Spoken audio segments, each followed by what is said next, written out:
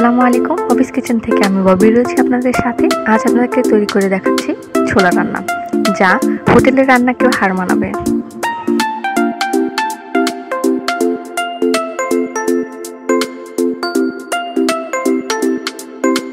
আমি একটা প্যানে তেল নিয়ে হাফ কাপ পেঁয়াজ, তার মধ্যে কুচি করা 5-6টার মতো কাঁচামরিচ দিয়ে একটু ভালো করে ভেজে নিচ্ছি। এর মধ্যে আমি হাফ চামচ রসুন বাটা এবং হাফ চামচ আদা বাটা দিয়ে খুব ভালো করে পেঁয়াজটা কষিয়ে নেব। হাফ চামচ হলুদের গুঁড়ো, হাফ চামচ মরিচের গুঁড়ো, 1 চামচ জিরে গুঁড়ো এবং 1 চামচ ধনিয়া গুঁড়ো দিয়ে আমি একটু সামান্য পানি দিয়ে পুরো মশলাটা কষিয়ে নিচ্ছি। আর দিয়ে দিচ্ছি স্বাদ মতো লবণ।